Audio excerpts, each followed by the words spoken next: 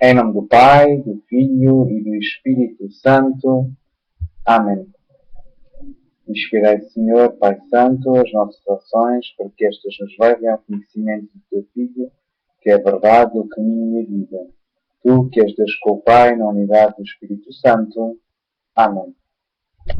Estamos aqui, então, para mais uma explicação das leituras e uma pequena reflexão sobre as leituras. Espero que tenha funcionado e que vos ajude a proclamar melhor, a perceber melhor as certas e determinadas palavras, que por vezes têm um contexto difícil, uma pronúncia um pouco difícil, e também para vos ajudar a localizar nas leituras que estamos a proclamar. Então vamos começar, primeiro por proclamar as leituras e depois então vamos à explicação.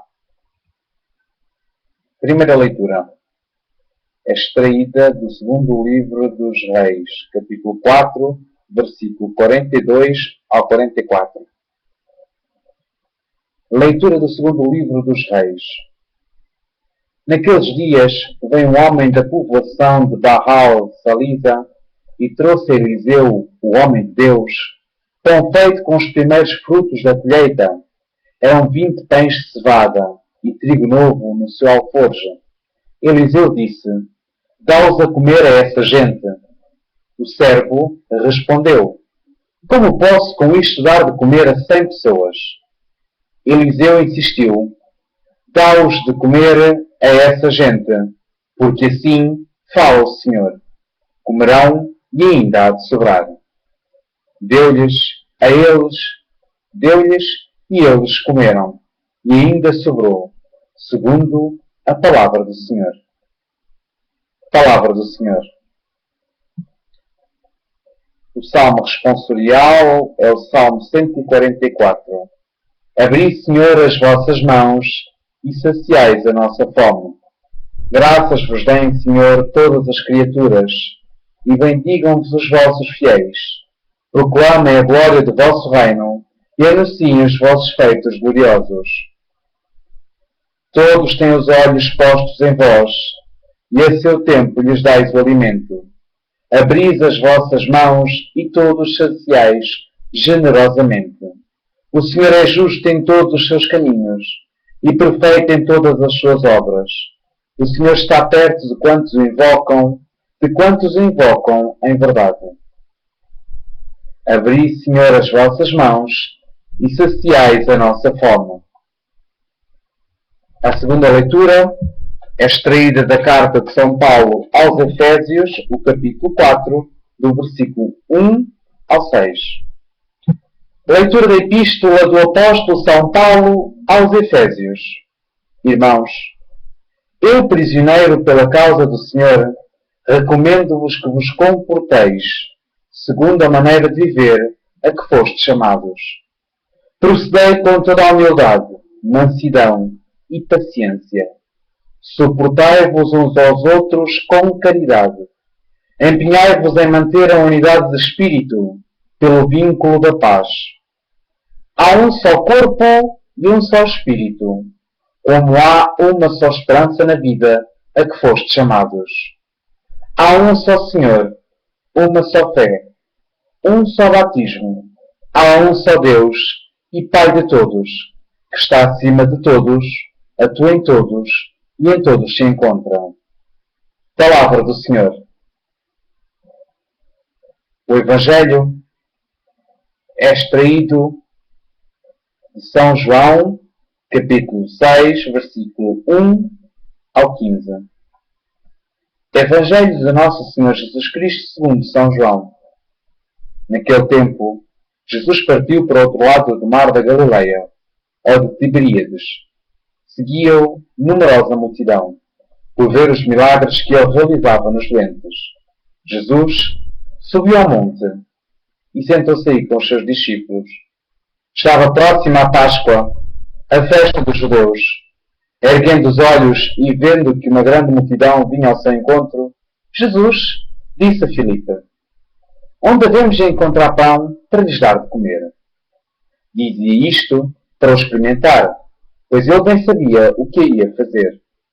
Respondeu-lhe Filipe: 200 denários de pão não chegam para dar um bocadinho a cada um. Disse-lhe um dos discípulos, André, irmão de Simão Pedro, está aqui um rapazito que tem 5 pães de cevada e 2 peixes.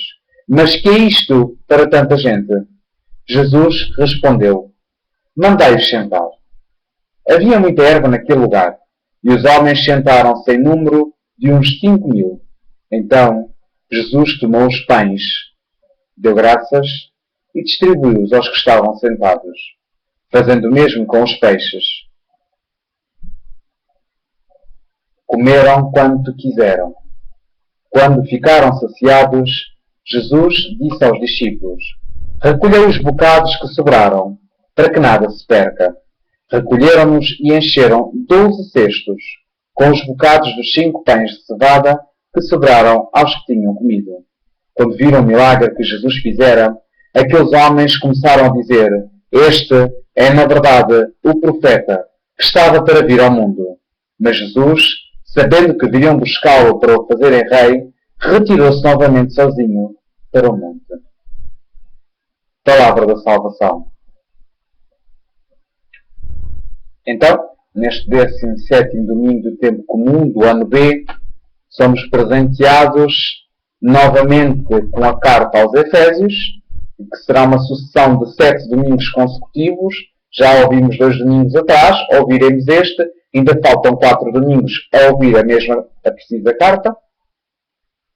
Também a primeira leitura é um paralelismo, com toda a certeza, do profeta Eliseu com o próprio Cristo que se apresenta no Evangelho de São João. É importante salientar que todos os Evangelhos relatam-nos o milagre da multiplicação dos pães. É importante precisar este sinal da multiplicação dos pães. Não vamos aprofundar muito a primeira leitura, porque a primeira leitura vai ao encontro do Evangelho, e depois no Evangelho então falaremos um pouquinho dessa primeira leitura do profeta Eliseu e aquilo que se passou. O Salmo é um salmo lindíssimo, é um salmo da providência. Abri, Senhor, as vossas mãos e saciai a nossa fome. Não só a nossa fome, mas com toda certeza as nossas fomes. Que o Senhor abra as suas mãos e sacie as nossas fomes. Então a carta aos Efésios, já vos tinha dito por algumas vezes, já há 2 semanas que venho a dizer isto, vou voltar a dizer. A carta aos Efésios, quando Paulo escreve, é importante perceber primeiramente que Paulo, eu vou acompanhar-vos. Exatamente. Primeiro é importante perceber que Paulo está prisioneiro. Paulo está em Roma, quase com toda a certeza que é prisioneiro em Roma. Porque Paulo tinha apelado a César para ser julgado por César, porque ele era um cidadão romano. E então tinha o direito de apelar a César.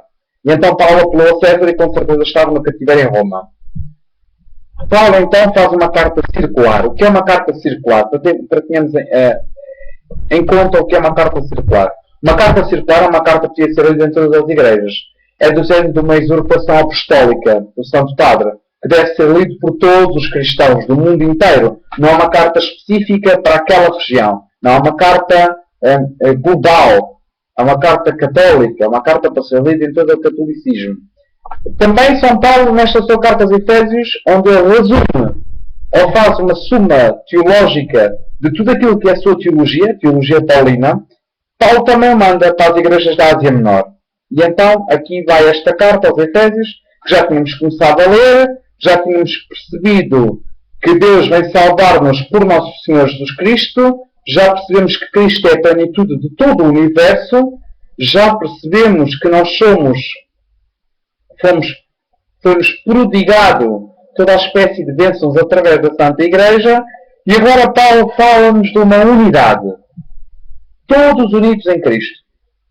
Paulo, primeiramente, tinha um grande destaque perante os primeiros cristãos, porque Paulo chama-nos a vivermos segundo ao chamamento que recebemos. Ou ao chamamento que nós recebemos. O chamamento que nós recebemos é o chamamento de cristãos. E cristãos não se pode cingir ao nome. O ser cristão é uma radicalidade, é uma exigência de vida. O ser cristão é uma nova pele. Não é um apêndice ao domingo, não é um apêndice à sexta-feira, não é um apêndice quando vou ao grupinho, não é um apêndice quando vou coitar, não. O de facto ser cristão comporta uma exigência radical de mudança de vida. E a exigência é muito grande, ao ponto em que Paulo diz que todos tínhamos que nos suportar uns aos outros. Nós temos que nos suportar. Na humildade, na paciência, na mansidão, na caridade, na unidade e na paz. Ou seja, isto tudo quer nos levar, tal como estas recomendações todas, não é? Paulo quer nos dizer que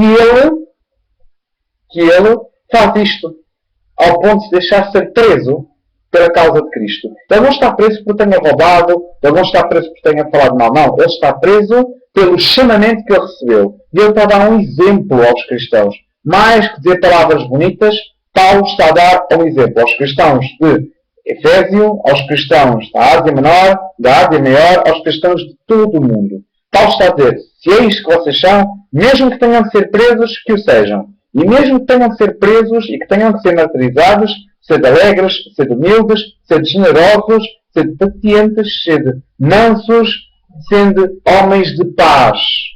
Bom, é lindíssimo ler esta epístola do apóstolo aos Efésios. Mas também é importante que ele nos convida todos para a unidade. Paulo não nos convida para nenhuma fantasia. Paulo convida-nos para a unidade. A unidade porque, diz São Paulo, que há um só corpo, que é o corpo de Cristo, que é a Santa Igreja. Há um só Espírito, é o Espírito Santo, aquele que atua em todos nós, desde o dia do nosso batismo. Há uma só vocação.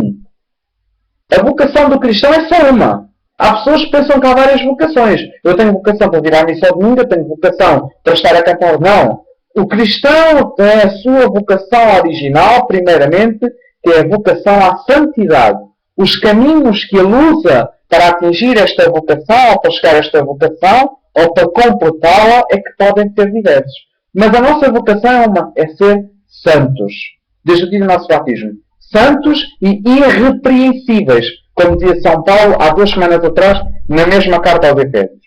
Também diz São Paulo que há uma só esperança. Nós só devemos esperar em Jesus Cristo. Nós não temos que esperar em mais ninguém. Às vezes parece que estamos a esperar em deuses feitos de ouro.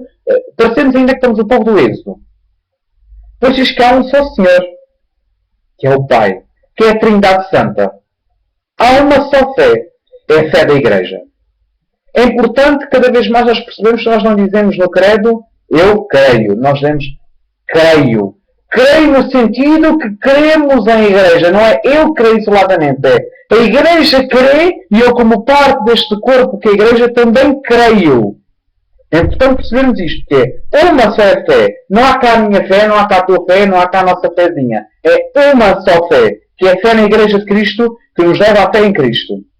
Há um só batismo, o batismo que Cristo ordenou. Batizei em nome do Pai, do Filho e do Espírito Santo. Há um só Deus e Pai de todos, que reina sobre todos, age por todos e permanece em todos. Isto é muito importante. Nós às vezes parecemos que um está a adorar um Deus e o outro está a adorar outro Deus. Não! Todos os nossos carismas, todas as nossas maneiras de vivência na fé, devem nos levar, de facto, à adoração deste um só Deus, que atua em todos e que nos quer levar para Ele mesmo. Deus quer a unidade. Não vamos continuar a alongar muito nesta carta, porque é muito, ficaria aqui muito tempo. Mas é preciso percebermos que isto é uma exortação à unidade. À unidade, que esta unidade permanece visível numa só Igreja. A Igreja Santa de Cristo. O Evangelho. O Evangelho arrebata-nos para São João. Deixámos de estar em São Marcos e agora começamos a estar em São João. Nós vamos ouvir este capítulo de São João durante 5 semanas, que é o capítulo do Pão descido dos céus. É o capítulo número 6. E a primeira temos mais 4 ainda para frente. Vamos ver o caminhar sobre as águas, vamos ver a rejeição, vamos ver várias coisas. É lindíssimo esta carta, este capítulo de São João. Então começa que depois disto é o quê? Depois disto é um discurso que Jesus tem, onde diz que o Pai testemunha a favor dele. Emitido este discurso que vai lá desde o capítulo 5, quando ele cura o paralítico na piscina de Betzata, e depois faz o discurso apologético do poder do Filho, onde ele se manifesta, de facto, como o Senhor de todo o poder, depois ele vai-se embora, sai de onde ele estava. E depois disto, Jesus foi para a outra margem do lago da Galileia. Ou seja, Jesus parte para a outra margem. Vejam se conseguem chegar ao paralelismo que São João está a fazer. Parte para a outra margem. Há uma figura que também parte para a outra margem. Depois de se manifestar, partiu para a outra margem. Outra margem do lago da Galileia, ou de Tiberíades, seguiu uma grande multidão. Há uma figura que depois de ter feito um grande ato de Deus, chamemos-lhe assim, também uma grande multidão o seguia, peço desculpa, porque precisavam os sinais miraculosos, porque tinham visto as obras que aquela figura também tinha feito. Já vos vou dizer quem é. Há pessoas que de certeza já perceberam.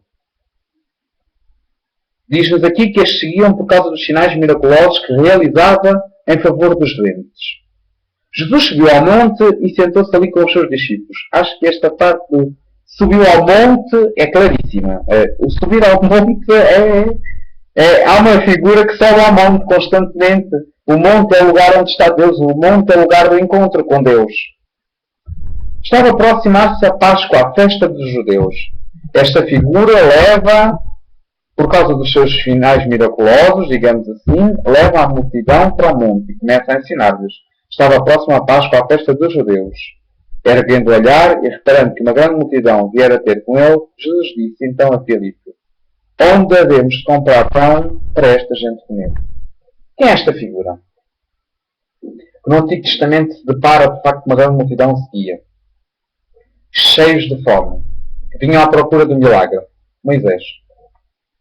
São João vai usar o capítulo 6 para fazer um grande paralelismo com Moisés.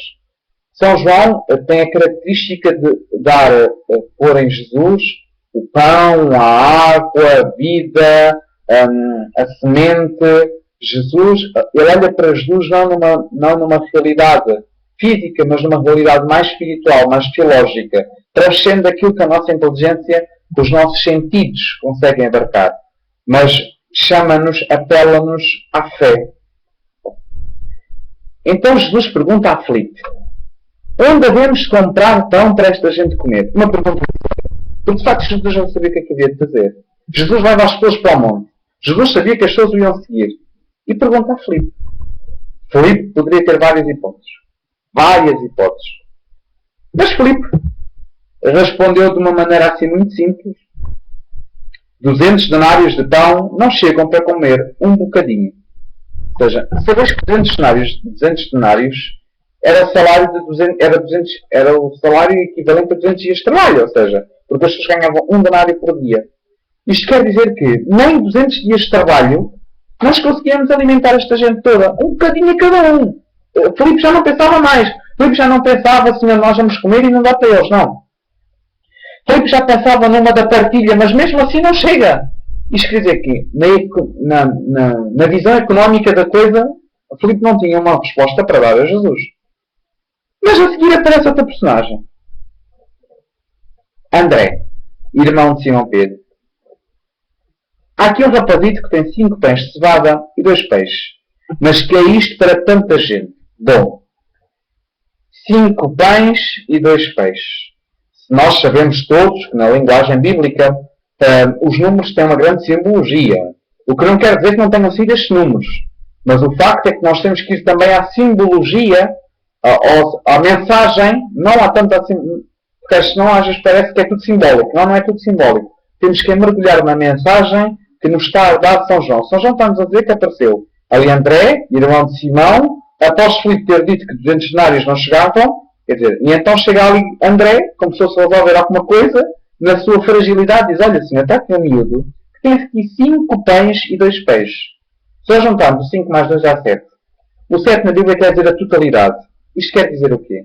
Quem dá a totalidade daquilo que tem é o pobre, é o humilde, é o marginalizado muitas vezes, é aquele que não tem nada, é aquela viúva, é o rapazito. Deu tudo aquilo que tinha. 5 pães e 2 peixes. Para aquela criança comer, aqueles 5 pães e 2 peixes davam e sobravam. Para várias refeições. Mas a criança pôs ao dispor da comunidade. pôs ao dispor de Deus. E então o Senhor olha para aquilo e realmente nós não sabemos o que vai no coração do Senhor, mas sabemos o que é que Ele vai realizar. Mas a generosidade que pode estar plasmada muitas vezes na comunidade não existe. A generosidade de quem tem não dá. Quem tem guarda, amealha e não dá nada. Simplesmente não dá. Nós temos um movimento, um grupo de ação social dentro da igreja e que de facto se vê a generosidade dos 5 pães e dos 2 peixes. Desde já, o obrigado, com certeza, em nome de toda a igreja, em nome de Cristo, em nome de todos, a este mesmo grupo. Jesus, ao ver aqueles 5 pães e 2 peixes, não dá resposta a André, também não dá resposta a Filipe. Mas Jesus disse, mandai sentar as pessoas. Ora, havia uma erva no local. Os homens sentaram-se, pois, em número de uns 5.000. 5.000 é muita gente. Então Jesus tomou os pães, tendo dado graças, distribuiu-os pelos que estavam sentados, tal como os peixes. Eles comeram quando quiseram. Com certeza, para mim, esta é das partes que devemos mais salientar. Então Jesus tomou os pães e, tendo dado graças, distribuiu-os pelos que estavam sentados.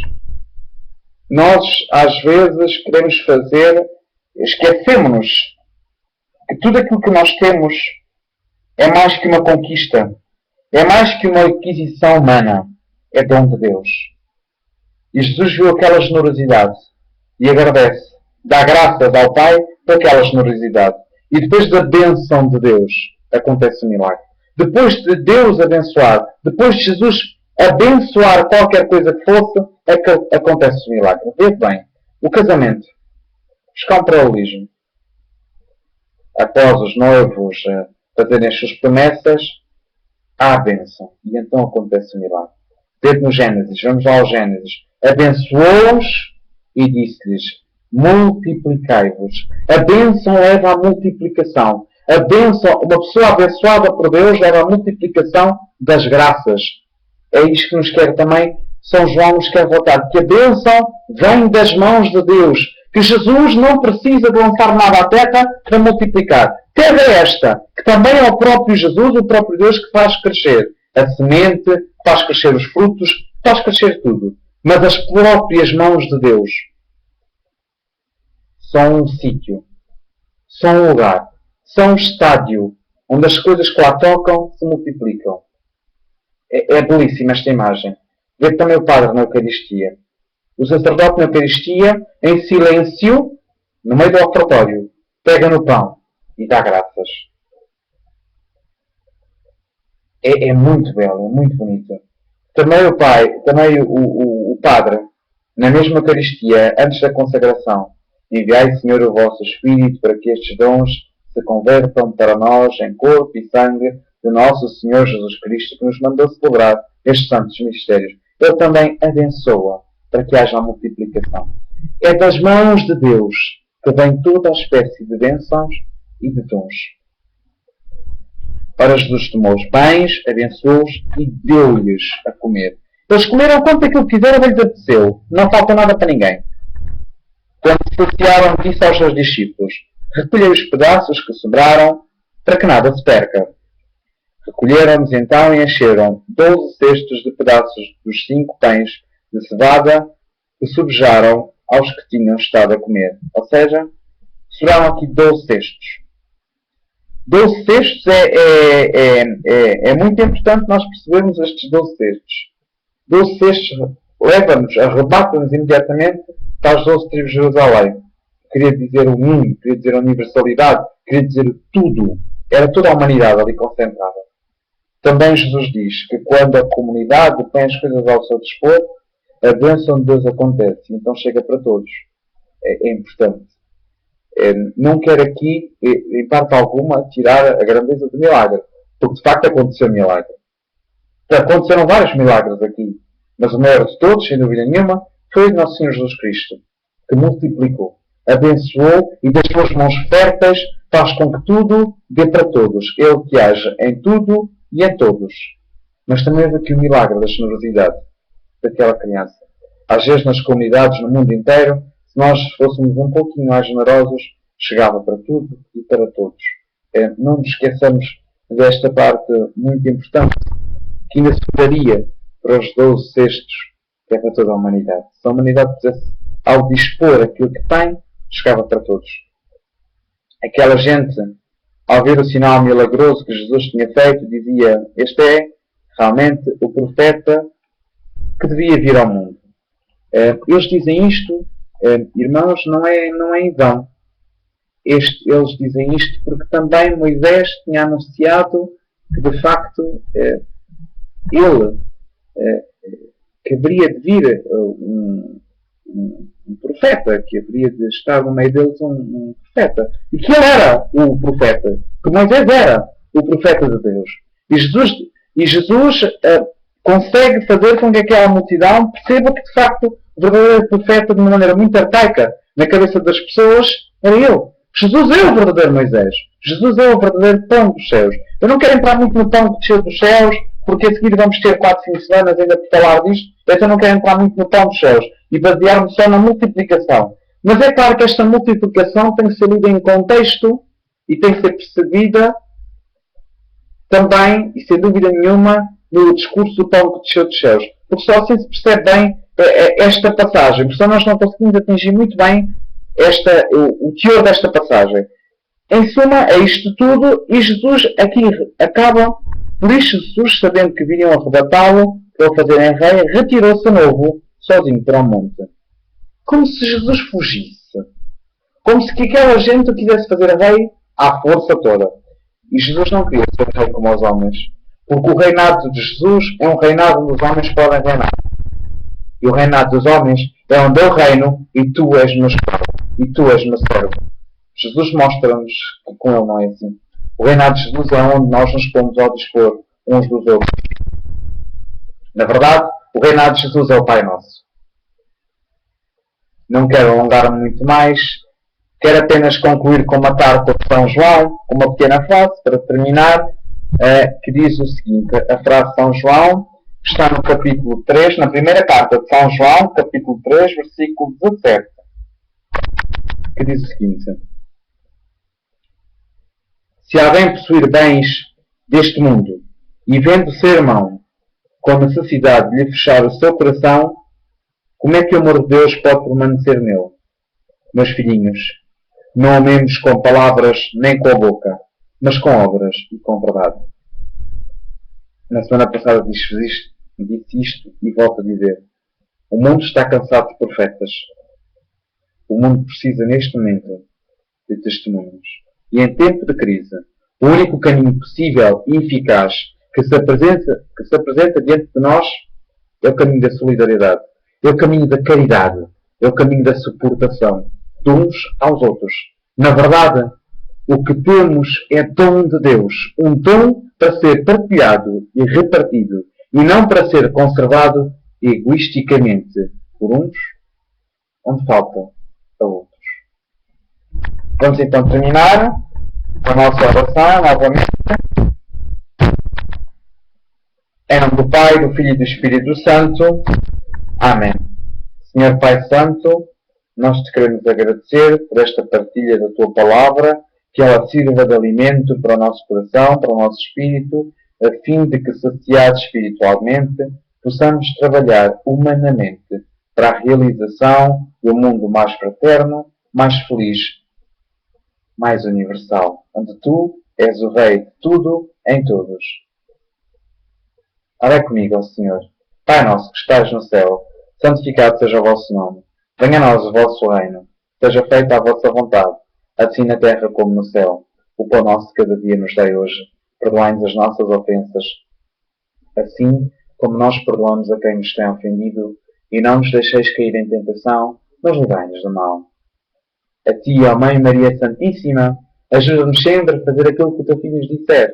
Ave Maria, ó cheia de graça, o Senhor é convosco, bendita sois vós entre as mulheres, bendito é o fruto do vosso ventre, Jesus. Santa Maria, ó Mãe de Deus, rogai por nós, pecadores, agora e na hora da nossa morte. Amém.